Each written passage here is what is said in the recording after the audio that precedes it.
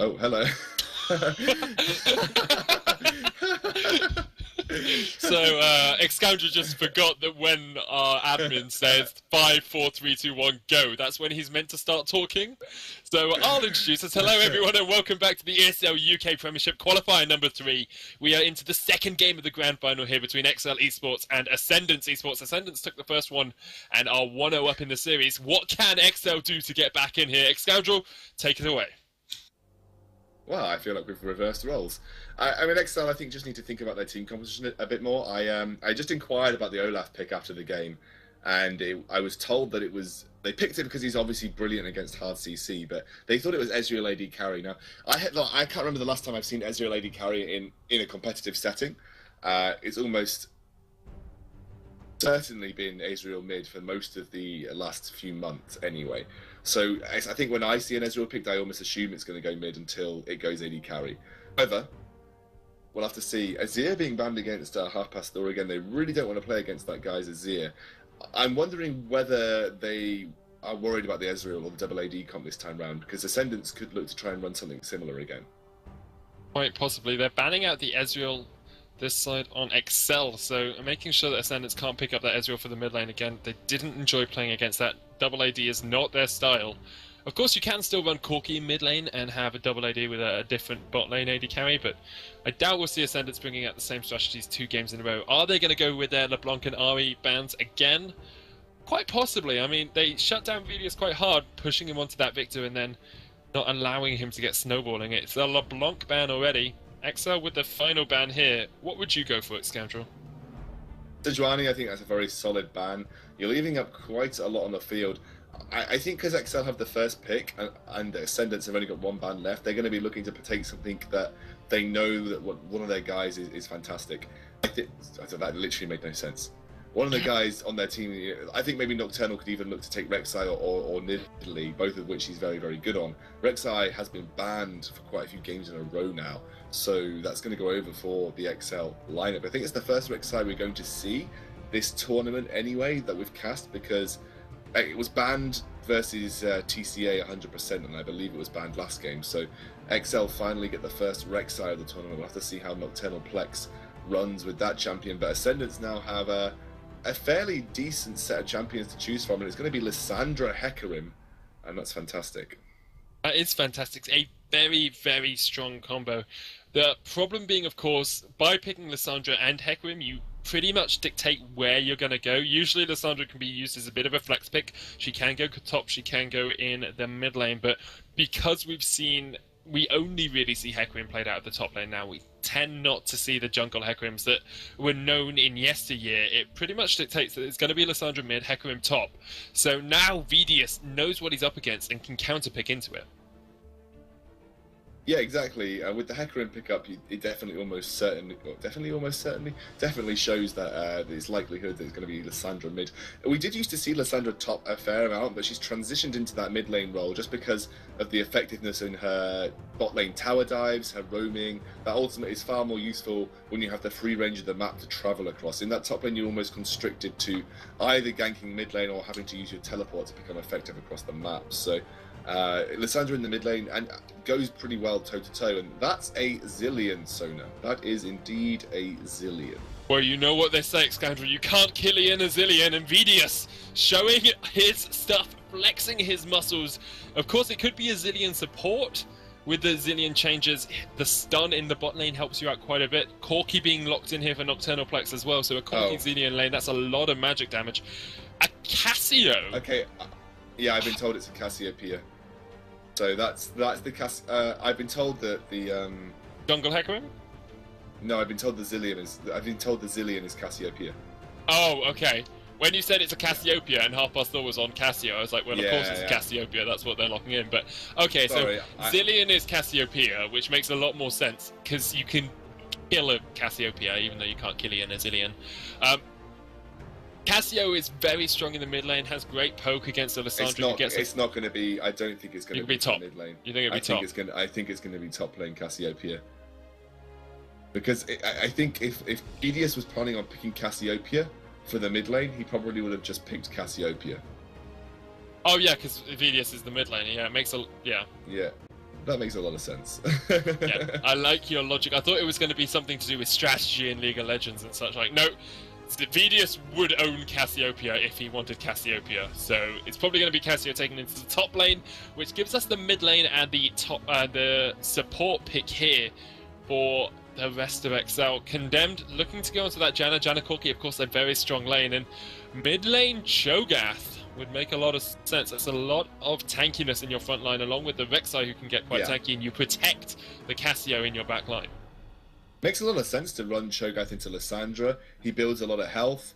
Lissandra has probably a very mediocre burst, to be honest. She can do a lot over a little bit of an extended period of time, but if you've got a fairly tanky mid laner like Cho'Gath, it's going to be more difficult for her to all-in you at level 6. And what's even more key about that is you can effectively predict where she's going to come out of Path of Frost. If you throw a Rupture down at the end of her Path of Frost, she either doesn't engage via Path of Frost or gets knocked up as she engages. So I like the Cho'Gath pick here. That's a pretty intelligent pickup, and we've seen Vidius play it quite extensively in the mid lane. I'm just more interested to see the Cassiopeia top. We've heard that I've heard from exceL that people always ban it against Artorias, but exceL don't actually let him play it. so I don't know how much practice they've had with Cassiopeia on the side of exceL, and if that's a Kalista, it's probably not going to be a Kalista, but I haven't seen a Kalista. I haven't seen a lot of competitive Kalistas since the changes to her wind-up. They made her wind-up a little bit more clunky. They tuned it down by 30%, essentially. The wind-up speed has been decreased by 30%, so it's far more difficult now to just consistently use that martial poise to jump around. But it's going to be a Jinx, my favourite AD carry of all time, that Jinx. It's basically you leave it long enough and it carries games. That's just how it works. Jinx, the Wonder Woman army. Will she face up against the army that is the female Rek'Sai? It's a big question, because Rek'Sai can get onto Jinx relatively easily. I think the use of the Morgana support is actually quite strong here for Ascendance, because it means that if Rek'Sai burrows underneath and tries to get on top of that subatomic playing Jinx, she can have that black shield and then be able to not get knocked up and be able to escape, because otherwise Jinx really doesn't have that many escapes for herself. Yeah, I agree, and I'm really, really looking forward to seeing Artorias playing up against Zizzle in the top lane, because you'd imagine that once Hecarim turns 6, it's going to be such a difficult matchup for Artorias to keep himself healthy, essentially, because unless he's so quick with the Cassiopeia ultimate and uses it as Hecarim is ulting towards him, I need to figure this one out. Will Hecarim be stunned but complete the animation, so he'll end up behind Artorias anyway? Yeah, I thought that was the case. So even if he does use the Cassiopeia ultimate, he's still going to get stuck behind Artorias, and that would probably mean that he has then got the potential to start doing the damage while in the correct position. It just depends how much damage Artorias can put down onto Hecarim while he's stunned up, and whether he's quick enough. Although the wind-up time and the cast time and the animation time of the Hecarim ultimate is fairly easy to react to if you are a trained Cassiopeia player. Yeah, and as far as we know, Artorias is a trained Cassiopeia player. It's a really fascinating game. He is a trained Cassiopeia player. You're a trained Cassiopeia player. Hey, don't say that about me. Insulting my snake is not something you want to be doing at this time of night, scoundrel. Zizzle picking up the Hecarim against Artorias, who played it in the last game. He's played it a few times, actually. What? Will we see Artorias? Will we see Artorias? What? Will we see Artorias knowing the ins and outs of Hecarim, or will he be beaten down by the mighty horse in the top lane? Nocturnal Plex on that Rek'Sai said that he's very strong on her, so is he going to match up against Veilsvai? Because Veilsvai is very, very good. He's very, very strong on it. And you have to wonder about the pick potential coming out from Ascendance with the Harpass Thor, with the Glacier, the Frozen Tomb, the Assault and Battery, the Onslaught of Shadows. They have a great pick potential if they can start getting it off. Getting it off, much like your snake, apparently. Let's leave that avenue of conversation and focus on. I digress. I'm just a bit tired. I digress. exceL, yeah, they've got they're running a very similar composition that they have done previously. I imagine it's going to be very much peel, Cassiopeia do the damage. Cassiopeia is going to take more of the role that the Nidalee took when they last ran this composition, so he'll be on the outside trying to do the damage, while Vidius and Nocturnal Plex try to do their best to peel for exabyte. Exabyte is obviously going to be more of a mid-game AD carry, so the longer this goes, you imagine the worse it will be in terms of flat damage, but then Cassiopeia may step up to the plate. We have seen Cassiopeia's get to that late game stage where they've got that 500 stacks and have just got ridiculous amounts of AP in the back pocket. Much more like we've seen compositions from the games today. TCA ran something similar. It's basically a catch and dive comp. You've got Hecarim Ultimate, Assault and Battery, you've got the Frozen Tomb from exeCute Execute coming out from Jinx, and obviously the catch from Damnation on that Morgana. And that's a very cut and dry composition. You know what it wants to do. But exeL and Vidius and the guys have played against this composition before. I think this is a slightly more effective composition than we've seen ran by TCA. So I think they may struggle a little bit more, especially if Artorias doesn't manage to get going. However, we'll see, because Artorias has never been allowed to play Cassiopeia. It gets banned against him pretty much all the time. Is it going to be a bit like the RE for JB and, a bit of a letdown? Or are we actually going to see, Artorias on this Cassiopeia just run away with it? Quite possibly. I mean, it is going to be a really interesting game. Of course, we saw Ascendance with a slow grind out in the first game. They could quite easily do that again this game. They've got some good engage, but if you can get Subtomic, who apparently is the best AD carry in the UK, according to all of Twitch chat, if you can get him ahead and just snowball him slowly, that's a very long, drawn-out fuse, and it will end up being very explosive for your team. Yeah, I completely agree. And to be honest, the fact that he didn't die last game at all shows that he's quite safe with his positioning, and on a Jinx that's kind of the way you want to be playing. Actually less so on the Corki that he played last game, but on a Jinx he'll be far better positioned to even probably carry even harder than he did last game, especially with the way she scales into the later games. So we'll have to see. What I am worried is about who on the side of exeL, who can get onto the Jinx, who can do the damage and threaten Jinx on a one-to-one basis, and depending on the build that Nocturnal Plex decides to go with Rek'Sai, it would either be him or Vidius. The rest of the team doesn't have the mobility or the gap closing ability to really deal with Jinx from the back lines. So it's going to depend on how far Rek'Sai gets ahead and how far Cho'Gath gets ahead. Definitely is. I wouldn't be surprised if we see a mostly AD build coming out from Eternal Plex on that Rek'Sai, just because that extra damage is really going to help them out before they get to sort of grouped up team fights, before Artorias can get rolling, before Vidius can get rolling on the Cho'Gath. Of course, we've seen Vidius on Cho'Gath before. Nidalee was available at this round of picks and bans. I'm surprised it wasn't picked up, just because we've seen how strong the Nidalee Cho'Gath combo can be if worked correctly.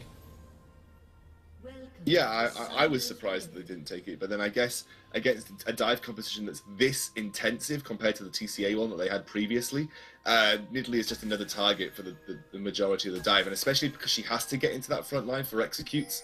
I imagine that they're basically turning around and saying, yeah, if we put Nidalee in the front line, she's just going to be immediately Frozen Tombed. You probably don't want to be picking Nidalee into the Lissandra. I'm guessing that's the main portion of the thinking. So that's probably what exeL had on the cards there. Quite possibly. It looked a little bit like there was going to be a lane swap for a moment. Subtomic and Damnation headed up towards the top Tribush, but it looks like they're just going to rotate down towards bot. They haven't got vision of where Exabyte and Condemned are, but they probably just assume that they're going to be towards that bottom side, especially since they saw Artorias up with that Noxious Blast in their top lane. Yeah, I agree. Thank you for agreeing, exCandrel. I'm happy with the amount of agreeing you've done today. I've done a lot of agreeing. I'm so sorry. My brain just doesn't work when I've only had about 4 hours sleep. So my tongue has got to that point where it's a little bit swollen. So, because you talk too much, and so you start to sound like you're slurring your words a lot. That just happens with me when I consume certain beverages. But enough of my private life. Let's get on with the League of Legends action. We haven't heard enough about your private life, Sona. You telling us about your snake? The amount of exploration of my private life I've done tonight has been excellent. But Harper still farming in the mid lane. Minions are getting killed.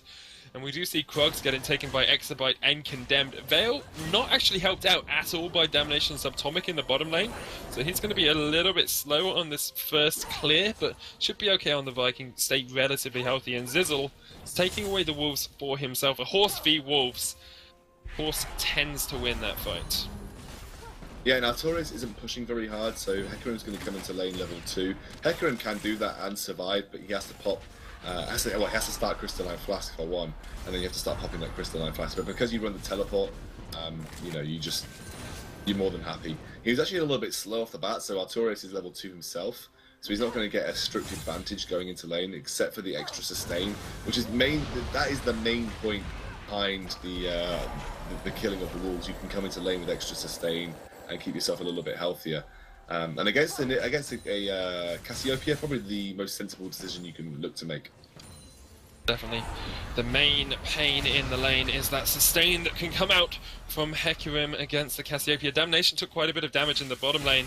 We'll get forced back a little bit. Artorias trying to stack up passive as quickly as he can. He's already on 36 stacks. If he can get the Aspect of the Serpent up towards 500, it's a huge bonus AP cooldown reduction, of course.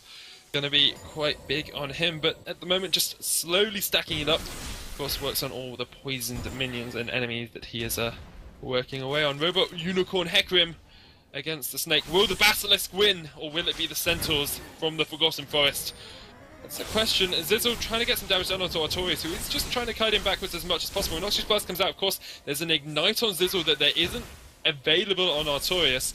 We'll get those twin bangs off. There's the Ignite coming down. Artorias needs to be careful. Noxious Blast comes out. Can he cut this one out? He's flashed, but he hasn't got mana for anything.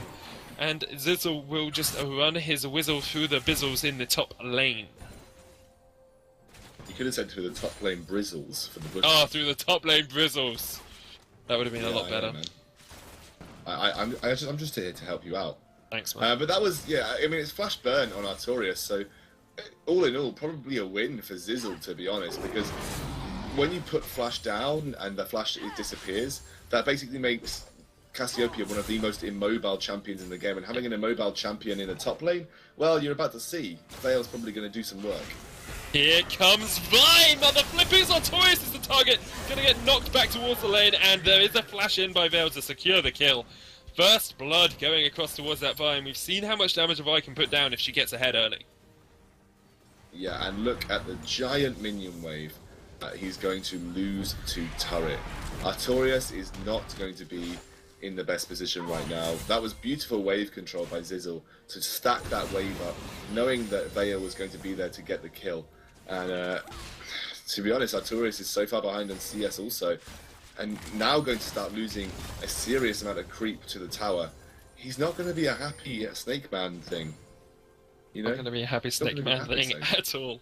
It's 15 CS behind. Crazy Scorpion. Do you know what the manager of exceL has just recently started playing League of Legends just to make sure he can understand the game that his team are playing. He calls Cassiopeia Crazy Scorpion a synonym for female dog. So, wow. Considering she's not a scorpion in any way, nor does she look like a scorpion. Like she's the epitome of a Medusa. Yeah, but it's still quite funny. It's quite funny. The newer players always come up with great names for things, and Crazy Scorpion, synonym for female dog, is one of the funniest ones I've heard, considering she is nothing like a scorpion. My girlfriend was watching LCS with me over the weekend as well. Actually, she's got some funny names like Mundo is Purple Zombie. Yeah, my right hand was watching League with me. Mundo's a purple zombie. Shyvana, I think, was not very smart small. Not very smart being a euphemism once more. Damnation is the target in the bottom lane. Gonna get some damage down from that phosphorus bomb. Can they get enough? Exabyte is pushing. The heal gets popped out there by Subatomic just to keep himself safe. And he saves his support. No Ignite on the side of exceL in that bot lane. Maybe cost them that kill there, because Damnation would have gone tick, tick, boom. Tick, tick, boom, boys. But yeah, I mean, exceL right now, apart from that top lane, are having a pretty decent time of it. Corki doing what he does against Jinx the best, which is just That is what he does the best. He just It's just so late, so no, it's just so late. We've got this. Come on, let's go esports. Let's go. Woo. Let's go, yeah, UK eSports, boys. And it's the Dragon that's being taken down by Nocturnal Plex. No award coverage, but I do think that the Ascendance guys have some sort of inkling. Actually, Veil, no, just going to throw the pink cord down and walk away. But Nocturnal Plex will walk away. Condemned, it was enough to scare him, yeah. Condemned is solo in the bottom lane, does have to flash away. Subtomic the target for her exabyte here. The exhaust was very well timed by the exceL team. Oh, there's a TP behind exabyte and he's caught out in a dark binding. Here comes Zizzle, and exabyte is the first casualty of war here. And Zizzle picks up the kill. They're not able to get anything else. So 2 kills at the moment for that Hecarim and Vi combo. Subtomic and Damnation surviving on 100 HP each. And they will manage to farm up this lane a little bit more. The TP being burnt means that they're going to go for this Dragon. Cassiopeia, no TP on her. She must have used it to get back into that lane. BDS the target. Going to turn and burn. There's the onslaught of shadows. The silence has been popped. And BDS down already. Very low. Rupture's dodged by all 3 of them. He flashes away. But where are you going, Cho'Gath? Into the enemy jungle. Harpasol flashes in, but doesn't manage to get the Frozen Tomb off. Not quite in range. BDS. What can he do? There's the Frozen Tomb. Harpasol goes very low. Nocturnal Plex coming in from the side. BDS is going to go into Veil. He'll get him down with the Ignite. He gets the last proc off, but Nocturnal Plex uses that Prey Seeker to get the kill. Can he save BDS? Yes, he can.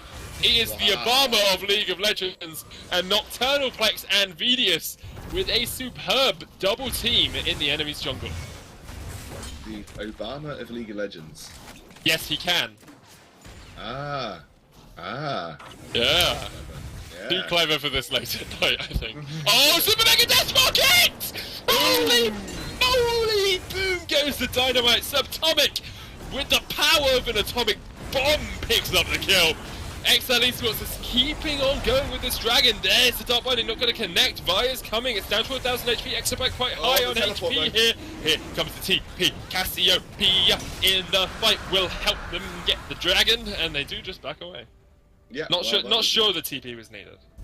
That was incredibly exciting. Fantastic rocket by Jinx though. Fantastic rocket. I mean, she was level 5. I don't think VDS had any realization how close to 6 she was. Managed to take away that, I think it was the Grom, or something, or at least one of the small minions of the blue buff, and hit 6 and then managed to kill the rocket at 6. And VDS unfortunately just wasn't expecting it, therefore wasn't expecting to dodge it because he saw that Jinx was 5 when he left. Yeah. Nicely played there by Subtomic, living up to the pundits and the plaudits and the people in the Twitch chat. The boss is back, boys. Let's see what Subtomic can do in this game. We've said if Ascendance are to win, might be on his back, and at the moment he's 1-0-1. He's a little bit behind in the CS, but he's got himself a best friend sword. A best friend sword, guys. Best friend sword. But Artorias is sitting at 130 odd stacks right now, so he's slowly moving his way towards the upper echelons of the Cassiopeia stacks, which will be obviously very, very beneficial for the team. His teleport wasn't that impactful. However, you know, he did it. Got the Dragon, secured some presence across the map. But yeah, you can't help but feel the exceL lineup is a little bit weaker than the Ascendance lineup. The Ascendance lineup is a bit more tried and tested. Yeah, you have to remember, of course, these guys have been playing for the good part of 2 evenings, and it's not like playing solo queues for 2 evenings. You're playing hardcore 5v5s, you're thinking every minute of the time.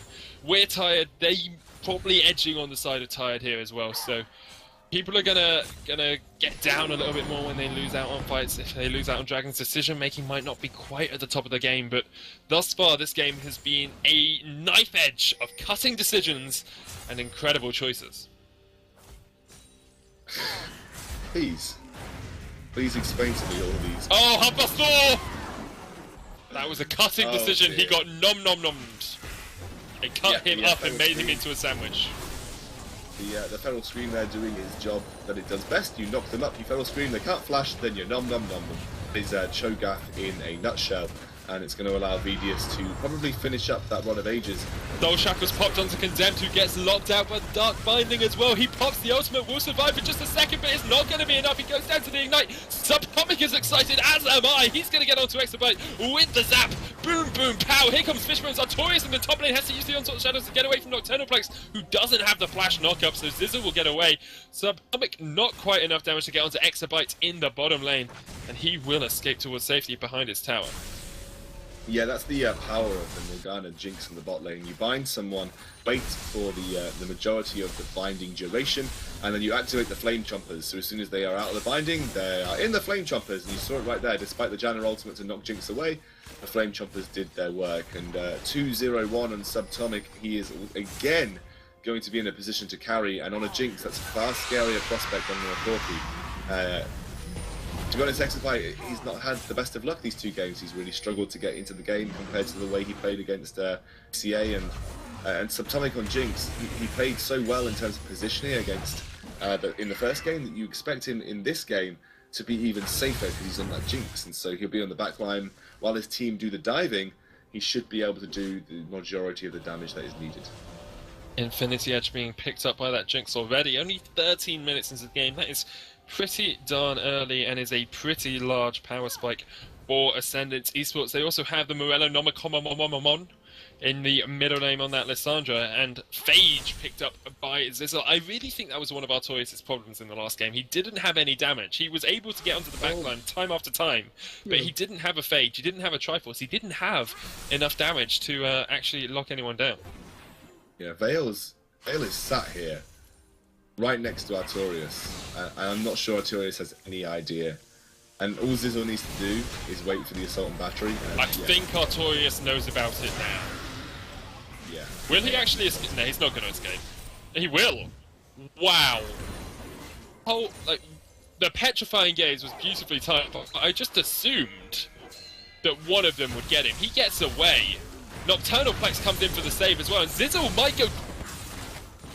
The turnaround there, holy moly. My tiny little mind is blown to smithereens by Artorias' play there. Just as I was saying he didn't play that well on Hecarim in the last game, he shows us his power on Cassiopeia and manages to turn around a superb it was a great, really well played by Ascendance for the 2v1 fight in the top lane. Nocturnal Plex gets called out, he gets frozen tubed as well, he's going to go down his... He's going to be able to survive! What is it with exceL eSports and surviving with slivers of HP? Artorias comes in with a TP as well, but Nocturnal Plex dodges the ult, manages to survive. And I really thought exceL... I really think exceL should be a lot further behind than they are. They're playing superbly at the moment. Yeah, exceL eSports are keeping themselves well in this game with some really clutch plays.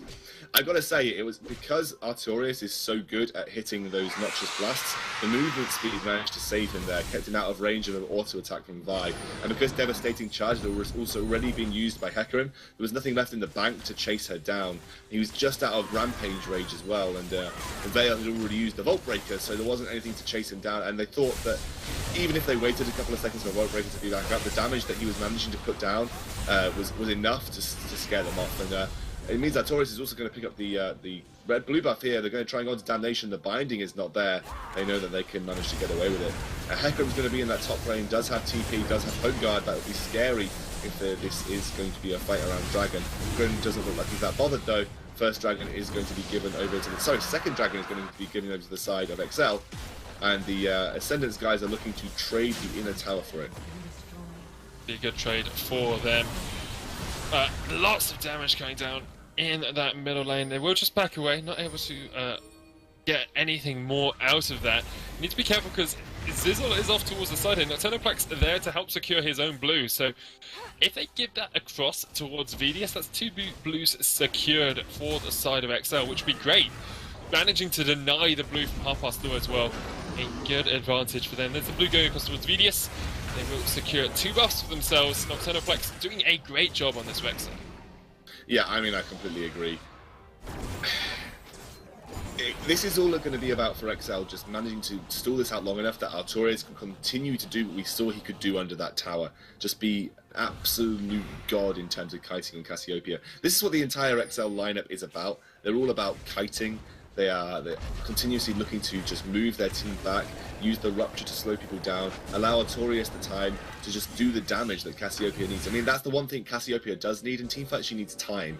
She just needs time to be able to put that damage down. But having a look at the stacks, he's sitting at 210, something like that. I can't see the third number because of the spectator client, but I can tell you it's 200 and something, guys. So that's 200 and something in the teens. Yeah, exactly. That's all you guys need to know. I think it's 250 is the next breakpoint. Yeah. And after that, I believe it's 500. Yep. Those are the stacks of Aspect of the Serpent, and obviously no magic resist on exceL thus far means that he goes down really, really quickly to this Cassiopeia when they get in the fight. Farm Alarm comes out. exceL's just going to go towards his own blue buff, but exceL has to back away. Yes, he's only taking a quarter of his HP, but it's enough to make him have to back away. Damnation coming up towards top lane as well with Veil. With Half-Past Thor. Artorias, what can he do here? He gets Frozen Tomb, he can't do much, he's going to go down, and exceL picks up the kill. That is the problem with Cassiopeia, we talked about it. You don't have that flash available, you are very immobile. Yeah, and I said that exactly. He did actually manage to get the Cassiopeia ultra off during the Hecarim ultimate.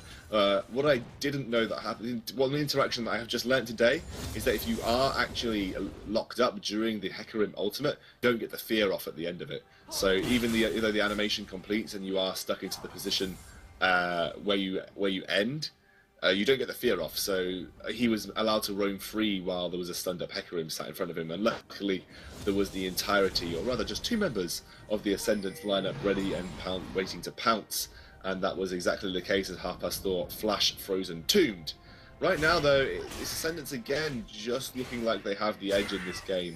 It may be too big of an ask to allow Artorias the time to ramp up in this top lane. He's only got that Archangel staff right now. He's got would you believe it? He's got 4,700 gold.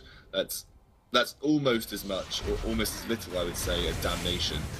And he's at least 2,000 gold behind his counterparts on his own team. So he's definitely started struggling, and to be honest, rightly so. They shut down the Cassiopeia. They really put the pressure on her, and now Hecarim has that Triforce. I don't even know if Artorias can duel it.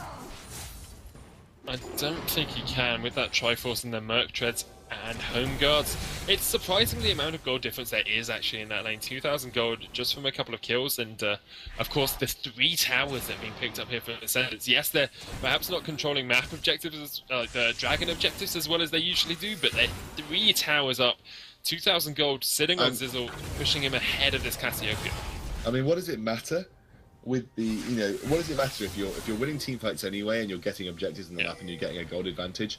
What does the Dragon Buffs really matter to you? Not very much. Not much at all. Damnation is the target. Might go down to the poison tick. Artorias gets Dark Binding though. Damnation. Wow. That was genius play. Got the Dark Binding off through Nocturnal Plex. exceL should be able to escape with the Onslaught of Shadows. They get away. Damnation survives as well, and Artorias thought he had one there. He thought he had something, but he got nothing at the end of it. And it looks like they might even be able to claim this bot lane tower because there's a Jinx and a Vi looking to get that tower down. And exceL are looking to return and take the mid lane tower, but Half-Past Thor has got a lot of wave play. He's not quite in the position to make that wave play happen. I think he's maybe looking for a Path of Frost when it's available and try and clear those caster minions out. Oh, no he's not. Having none of that, and he goes down to a feast. At what cost, Sona? At what cost is the question. Bot lane inhibitor tower is going to be the target. Artorias is there. Hasn't got Petrifying Gaze. Has got a lot of damage down onto him. Veil! Oh, he's getting kited by the Noxious Blast, and Vedius is here. Veil actually stopped to spam laugh there for a second. Shows how seriously he's taking the game. Subatomic cancelling all the auto attacks he can. Vedius picks up a double kill. He's 5-1 now on that Cho'Gath. Almost got a Rabadoodle's Death Caparino. And if he can pick that one up, it's a lot of damage coming down from that feast. At the moment, he's sitting on 600 and, well, yeah, 660 odd damage. True damage from the feast. That's a lot when you think about it, especially against a relatively squishy team coming out from Ascendance. Yeah, so Vedius right now is the sole saviour for the exceL lineup, because with that feast, he should be able to chunk through most people that pose themselves a threat to anybody on the side of exceL. The only thing that is really holding exceL back at this point is the 4 towers to 1. Yeah. The amount of map pressure they've lost across their red side jungle is just intense right now.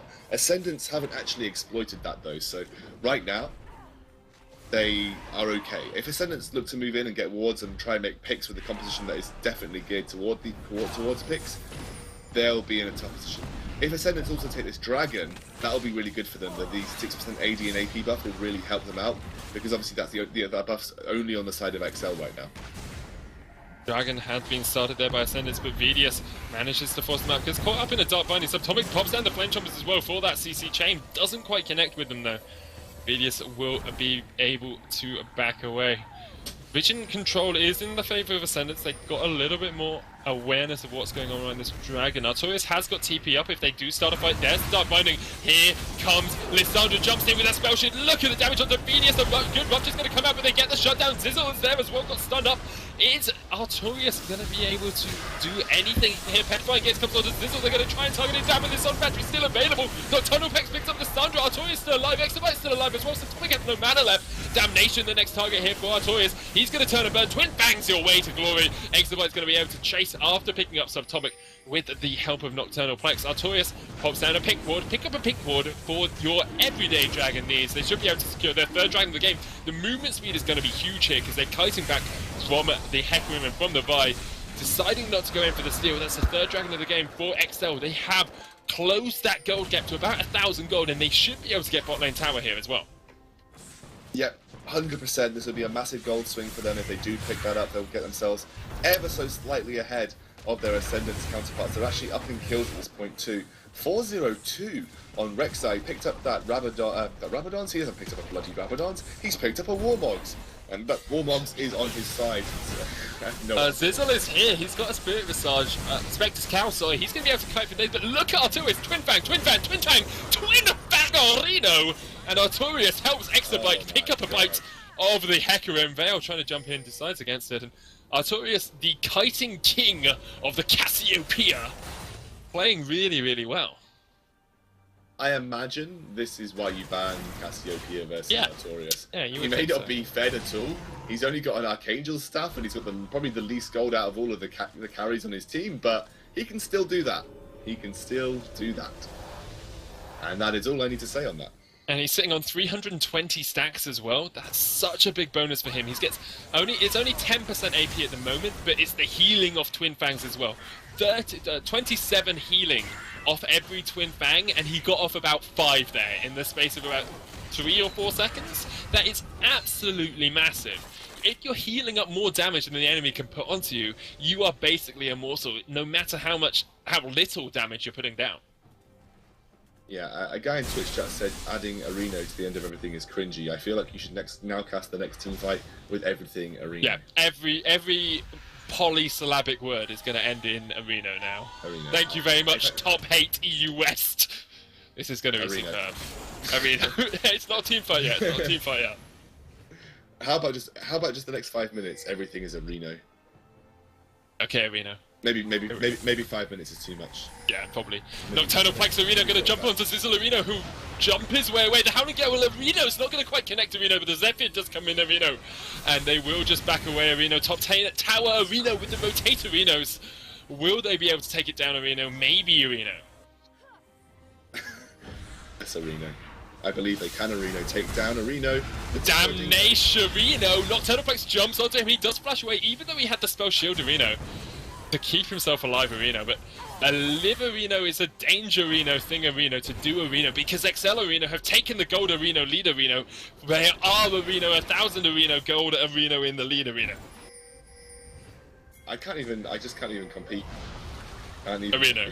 Too many Arenas. I don't get to say that much Arena because it's just so much. Oh, the petrifying Arena, Gaze Arena. Not quite enough Arena to take down any Arena half past 4 Arenas. Oh man, if I got to say as much as you, I'd love to try it, but I just can't. I'm too tired. I'm just going to let you cast this game by yourself. I'll sit here silently. I think what we should do is just bit by bit, you give me a new rule for the next team fight, and we'll see how we can do it. Yeah, okay, I like that. I like that. I'll make this game more interesting.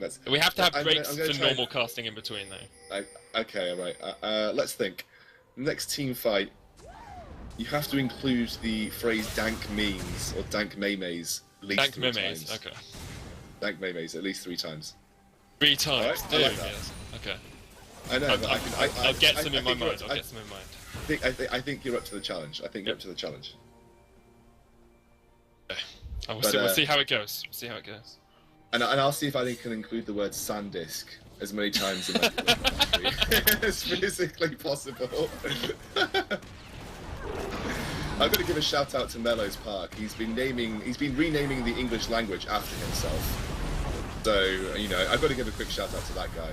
He's been really trying hard in Twitch chat. I've got to give him some love. I'll give him as much love as you can. He's almost as innovative as the SanDisk hard drives. God, they are the cutting edge of innovation, guys. They are the cutting edge of innovation. We're looking to see if there's a team fight going to go up here. exceL stole away the blue buff once more. They've been really good at controlling that blue buff. Just being able to make sure that Ascendance haven't had a chance of being able to get that one. But Subtomic 2-2-2, he's ahead on CS, he's got his Phantom Dancer now as well, so starting to scale into that late game hyper we talked about. However, he hasn't got anything to protect him really against that Cassiopeia. If she can get on him, she's going to output so much damage, along with Vedius, who is just absolutely huge. Yeah, I mean, exceL are really looking like they could take this game and level up the series. They oh, there's a team fight, and it looks like Venus is going to absolutely melt Hyperthor. Here comes the Dankers, the means he's jumped into the back line. Oh, look at how quickly that rupture goes down. It's like the Dankers the means of fail. The next target, he gets taken away, but he does manage to pick up Venus. Damnation. Well, he's died like a not very dank meme. The petrifying gaze is all over the place, like Vortic trying to comment on a YouTube video, and they will just manage to back away, but it's a 2-for-3 exchange. And at the moment we see, Void Rush, zizzle!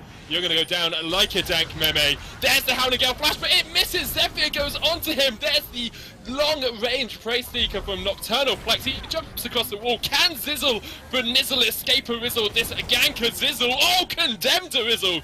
Almost goes down a Nizzle. He will be able to get away, and it turns out to be a 3-for-2 exchange. I mean, that was not a dank meme fight for the Ascendance lineup, for the exceL lineup. They actually got a really, really sick burst onto Half Past Thor, and Vedius right now with the voice staff is just doing some serious work. And like you said, the Dragon Control is really starting to hurt the Ascendance lineup. Here comes Zizzle. Artorias tried to flash in the way of that. That was amazing. He didn't manage to do anything at all because he's awful, but it was an amazing attempt.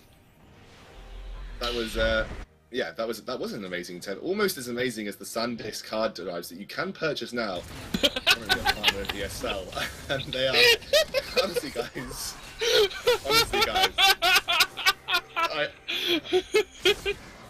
I've never experienced anything as holy and as touching as SanDisk hard drives.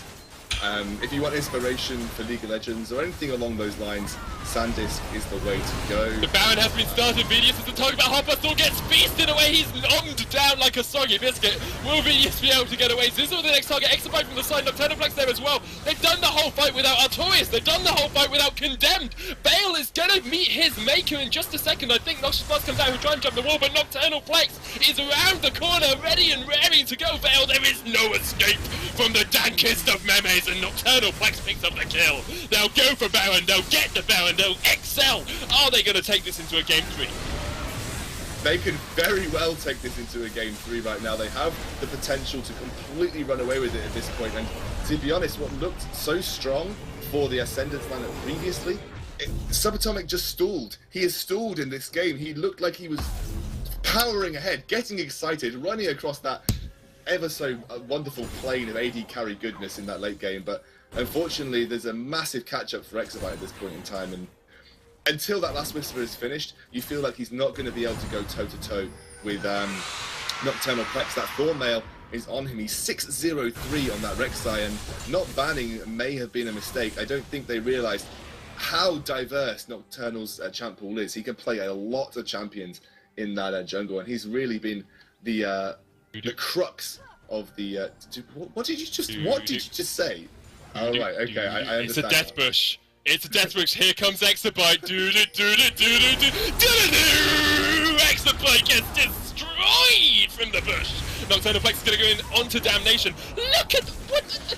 That is the wrath of a woman scorned right there. Nocturnal Plex will help Artorias pick up his second kill of the game. They're going to turn and burn. Can they get onto Subatomic? There's the zap, but Subatomic will be hounding Gale. He stood in place because he knows his fate is to die at the hands of Artorias. They will push up this bottom lane. They've got Baron minions. ziXel is split pushing. A Hecarim split pushing. Who would have known? Who would have known? I'm sure Artorias knows all about this. And actually, Vidius is the one to go back and deal with him. I think this makes the most sense. Vidius is the most fed member, can deal with the most fed member of the Ascendance lineup, and he is fairly tanky. He's got that Seeker's Arm Guard, also got Mercury Tread, so he'll be in a fine position to go toe-to-toe with ziXel. ziXel trying to do his best to push down his inhibitor lane turret.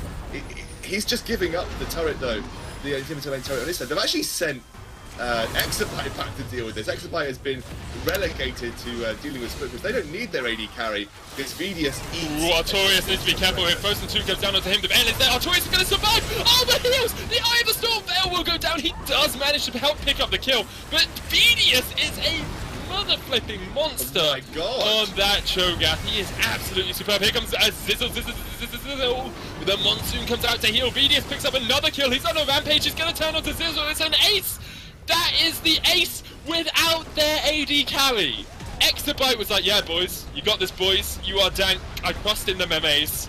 He leaves exceL to take the Nexus towers down as well. Damnation comes out, but he is not going to be able to do anything here. GG, well played. Come out in chat. The Nexus will go down, and exceL have taken this to a game 3.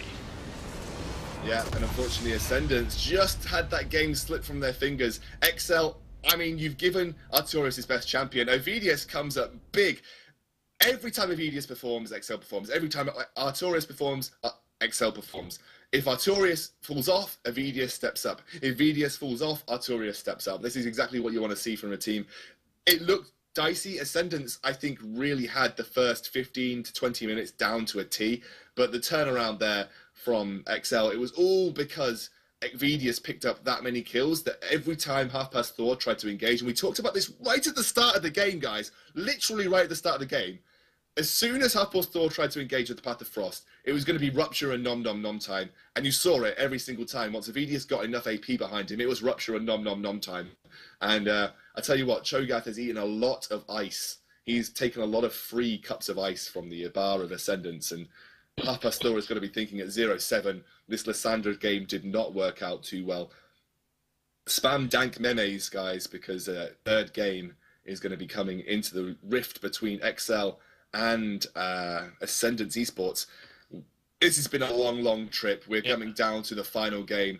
The winner takes home £100 to take the top seed from the third open qualifier of the ESL UK tournament. I'm here. I'm exScoundrel. I'm casting with Dank Meme, and we'll be back in 5 minutes.